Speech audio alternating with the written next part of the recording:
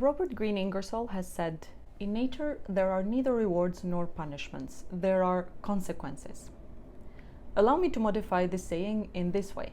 There are neither rewards nor punishments. There are consequences to either inaction, action, or right action. Even though as human beings like very much talking about fate, karma, some believe that fate does not exist. It is us who make our own destiny. And we might believe that someone deserves something good that happened to them because they are a good person.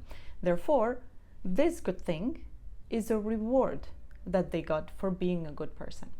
But there is no such thing as rewards or punishments for what we do or don't do, for what we are or for what we are not. There are only consequences. I talked to my boss about a raise, and because of it, I got a raise. Maybe I did deserve it, but had I not asked, I wouldn't have gotten it. I worked out regularly for the past year, and because of all that, I am fit today. Nobody rewarded me with a fit body. I did it with regular exercise. I did not talk to someone I found attractive, and because of it, I am not with them today. No higher power punished me for it. Now, we all know how important it is to take action, but I want to make the distinction between taking action and taking the right action. But let's start first with lack of action altogether. Inaction is defined as the failure to do anything that might provide a solution to a problem. Inaction is not just idleness when you have nothing to do, when you are taking some time off or taking a relaxing bath. What inaction is not doing anything when something should be done. Can you think of any time when in that moment you knew or you simply felt, I should do something? Maybe you didn't know exactly what to do, or you did know what to do, but made up an excuse for not doing it. I know I've done both. Many years ago, I was with a group of people where someone I did not know well enough started bullying someone else. And I thought to myself, something should be said. But seeing how nobody else was speaking up, I didn't either. They call this the bystander effect, by the way. Then in another instance, I felt stuck at a job I didn't like. So after a while, I realized that I should do something. But considering I had felt stuck for a while, I had no idea what to do. Both knowing that you should do something, but not knowing what, and hesitating or making up excuses are still better than not even realizing that action is necessary. So just realizing this, the premise is already good. It is still inaction though.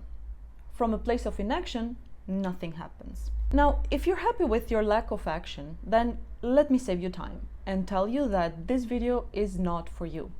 If for any reason you feel like you could use more action in your life, then keep watching. To take some action, we generally come to a decision first. I have been feeling tired lately, so I need to start working out for more energy. I have wanted for a long time to play volleyball, so I have to start now that I have some free time. I have been spending too much time by myself during the pandemic, and now I need to go spend some time with my friends. All these decisions are directed towards a goal or a result that should come if we stick with the decisions. I want to point out two words in what I just said: direction towards a goal and persistence. It could have already caught your attention. I mentioned in the beginning of this video action and right action. Action is the process of doing something. You're just in motion, like a headless chicken maybe. Right action, on the other hand, is consistent action directed towards a goal. For example, I decided to start working out because I have been feeling tired lately. So I take the action of going to a gym and asking for their classes and prices. That is indeed the first action to my goal of feeling more energetic, but will it be enough? No, I have to actually go to the gym and work out. Say, I enroll at this gym and I go for a class. Will one class be enough for me to feel energetic? Not even close. I need to go regularly to start feeling energetic. The question that remains is why, even though we know consciously or subconsciously that we have to take right actions if we want to achieve a certain goal, it is still difficult for us to actually do it. There are a few reasons that stop us from taking right action consistently, and these are: 1. We wait for inspiration. From a very young age, I would sometimes write poetry. Usually it was only after some inspiration that I was able to write what I deem to be pretty good poetry. Now, that is all right if what we are aiming for with our writing is simply having fun. For a writer, if they only wrote when they feel the inspiration and the motivation to write, then that might be a problem.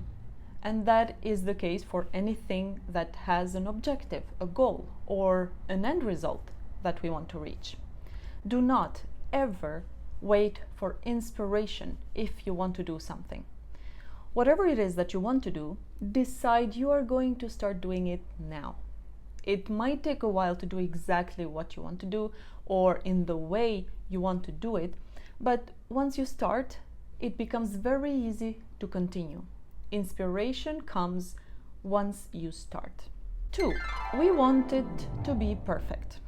Perfection is the enemy of action. So many times, because we need something to be perfect before we even consider doing it, we miss on so many opportunities. There is a proverb from my country, which I don't believe to have heard in English, which goes something like, "While the intelligent is deliberating, the stupid is already done." Now, obviously, this is not to mean that we should act without even thinking about it, but we shouldn't wait to act until we find the perfect thing to do either. Make sure that you think about what action is necessary to reach your goal. You can brainstorm, research, ask around, then decide which one is the best of the options that you have, and then just do it. What you have to make sure is that it serves your purpose. Don't worry about it not being perfect. The very next day, it could turn out that what you did was not exactly the best thing that you could have done. But that is okay. You have to act on the knowledge and options that you have right here and right now. And then just think to yourself, I did what I thought was best with what I had right there and right then. 3. We tell ourselves that it's impossible. For one reason or another, we might think, no, it's impossible that I go to the gym every day for a month before I even start seeing any results. Instead, we should replace it with, I will go today for only 30 minutes. Or for one-time things, we could think, I only have to do this one time. What happens is we start thinking of something as very difficult to do. Think of working out for a month as a beginner. Of course it could be frustrating because we want results and we want them fast. Then from very difficult to do, we think of how much we would have to do until it becomes easier. How long it would take us to feel that energy we are lacking. How often we would have to skip other activities because we would have to go to the gym. Overthinking about something that we need to do has never helped anyone. Instead, think about only the first few sessions at the gym. It takes only a few times working out before you start feeling some energy in your body. Your body and your mind learn very quickly. Before you know it, you are doing the same exercises with far less difficulty than in the beginning. You start fixing your form if something caused you discomfort or pain in the past few sessions. You start finding the workouts that you enjoy more, and in time, and by taking action, you learn from past actions that you took. That gives you confidence, which in turn will make you think of things that you deemed impossible as no longer impossible. And even more, will make you try other, possibly scarier actions that will benefit your goal. 4. We are scared. Very often it happens that we allow ourselves to be in a comfortable place for far too long. And because of that, when something changes, we take on a new project or we want to try a new hobby, we get scared. We get scared because we know that we are going to need to take action if we want our project to be a success, or we want to be able to get good at this new hobby. The way we take care of this fear is by taking the right actions. It's action that subsides fear. Think of the opposite. What if you did not take any action? What would happen to your project if you took no action whatsoever? What about your hobby? Would it not bother you in a few years' time that you didn't even try it? If action is scary, inaction is scarier. 5. We find something to be difficult to do. Sometimes we are charged with a difficult task. Once we see that, we feel frustrated and maybe even lost without knowing where to even start. When this happens, divide and conquer. Think about dividing the big difficult task into smaller, easier ones, and then work on them one at a time. This will remove the frustration and make it easier for you to just start. Just get started. The end result here is also divided into smaller ones. Focus on the achievement of the little results making up the end result of the task. In this way, it is easier to keep going from one task to the next one. 6. We haven't thought about the meaning. For a long time, I had thought about starting a business that would help people in communicating better. I followed the work of coaches all over the world, and what would struck me was the reason that they said had pushed them into going into the coaching business. Then, in the last few years, I have met people of all kinds of cultures and upbringings. I have been in different kinds of situations, and every single time I would be impressed with how much of a difference communication would make. Some people were courageous and spoke their minds. They were happier.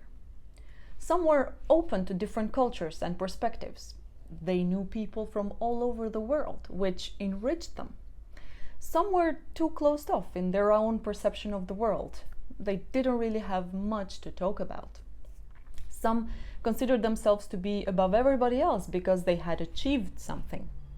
And they were surrounded by sycophants. Then what I saw was, in multiple occasions, people that were allowing others to treat them badly. This, apart from making them feel bad in the moment, would harm them tenfold in the long run. It would feed these arrogant, selfish, and essentially bad people's ego and destroy their own confidence. Having seen this, gave what I had so long contemplated for, it gave it meaning.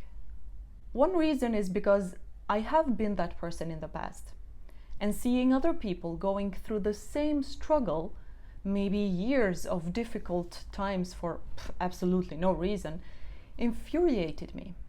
That's when I told myself, absolutely not. I have to do something about it. And that is what keeps me going every single day. The meaning behind what I'm doing. The reason why I took action to start a coaching business and to work every day on it. Whatever it is that you think it's important for you, but you are not acting upon regularly, then try to find the reason why it is important that you do it. What does it mean to you? I want to finish this week's video with a saying by Tony Robbins, which I very much love. Knowledge is not power. Knowledge is only potential power. Action is power. I will see you next week.